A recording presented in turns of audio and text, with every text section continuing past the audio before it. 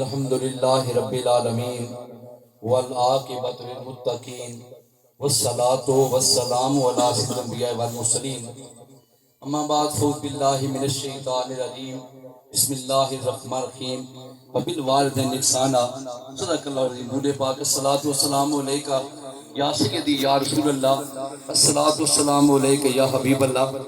ذرا بلند آواز سے درود پاک پڑھیے۔ درود پاک آپ کا پڑھنا جو ہے نا، یہ مرحومہ کی بخشش کا سامان بن جائے گا۔ بلند آواز سے پڑھے، الصلاۃ والسلام علیکہ یا سیدی یا رسول اللہ، الصلاۃ والسلام علیکہ یا حبیب اللہ وعلی آلہ واصحابہ اجمعین برحمتک یا ارحم الراحمین۔ آج ہم مائی صاحبہ، بھائی مختار صاحب، بھائی خالد، بھائی طارق، ان کی والدہ مرحومہ کے رسم کل میں یہاں پہ موجود ہیں۔ اللہ پاک ہمیں ان کی موت کو دیکھ کر اپنی موت یاد رکھنے کی توفیق عطا فرمائے۔ یہ نیک اولاد کی ایک مثال ہوا کرتی ہے کہ اپنے والدین کے جانے کے بعد ان کے ایصال ثواب کے لیے محفل سجانا، سونے آقا کی نعت رسول مقبول پیش کرانا اور دوستوں کو بلا کر اپنا جو لنگر جو توفیق ہے وہ اپنے دوستوں میں تقسیم کرنا، یہ ایک نیک اور صالح اولاد کی ایک نشانی ہے۔ آج یہ رتبہ جو ماں کو ملا ہے، یہ صدقہ ہے کملی والے مصطفیٰ کریم کا۔ آپ کے آنے سے پہلے جو عورت کی بےزتی کی جاتی معاشرے کے اندر، اگر ہم وہ تاریخ پڑھیں اور سوچیں کہ کتنا ظلم عورت پہ کیا جاتا تھا، کتنا ظلم ماؤں پہ کیا جاتا تھا، انسان کے رونگٹے کھڑے ہو جاتے ہیں۔ جو لوگ تاریخ سے واقف ہیں وہ جانتے ہیں یہ بات کہ ماؤں کو قدر اگر دی ہے تو میرے کملی والے مصطفیٰ نے دین اسلام قدر دی ہے۔ اور رب نے اپنے محبوب کے ذریعے بتا دیا، لوگوں جس کو تم عزت نہیں کرتے، جس کو تم بےزتی کر کے بازاروں کے اندر بیچتے ہو، وہ بیچنے والی چیز نہیں، اللہ نے جنت کو اٹھا کر ماں کے قدموں کے نیچے رکھ دیا۔ اگر تو جنت چاہتا ہے اپنی ماں کی خدمت کر، اپنے باپ کی خدمت کر۔ اور پھر معاشرے میں اکثر یہ بھی ہوتا ہے کہ ماں کی طرف توجہ زیادہ ہو جاتی ہے اور باپ بیچارہ ڈیرے پر رہتا ہے۔ ایسا نہ کریں، بلکہ میرے آقا نے ارشاد فرمایا کہ جو یہ چاہتا ہے کہ جنت کی چوکھٹ کو بوسہ دے، وہ باپ کی پیشانی کو بوسہ دے دے۔ وہ یہ چاہتا ہے کہ جنت کے دروازے کو چومنا چاہتا ہے، وہ ماں کے قدموں کو چوم لے۔ اللہ نے جنت تمہارے گھر میں رکھی ہوتی ہے اور ہم جنت کو ڈھونڈنے کے لیے کہاں کہاں چلے جاتے ہیں۔ نماز ہوا تو فرض ہے نا۔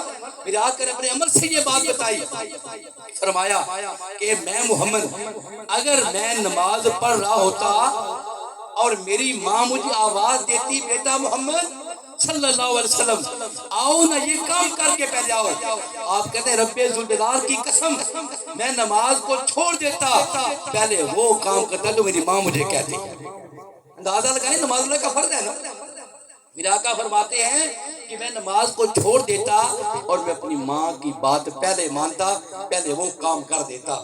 پھر آپ ایک دن سفر پہ جا رہے ہیں نا، تو صحابہ کو فرمایا رکو، میں تھوڑی دیر کے بعد آتا ہوں۔ آپ ربا کے مقام پر گئے، اس پہاڑی پہ گئے جہاں پہ آپ کی اماں جان کی قبر مبارک تھی، وہاں پہ اپنی ماں کی قبر کو بوسے دے کر دعائیں کرتے، مالک میری ماں کو جنت والا مقام عطا فرما دے۔ آج لوگ کہتے ہیں قبروں پہ کیوں جاتے ہو، قبروں پہ جانے کا کیا مقصد ہے؟ تمہیں کیا پتا کہ صالح اولاد کا یہ کام ہے کہ ماں باپ کی قبر پہ جا کر مغفرت کی دعا کرنا۔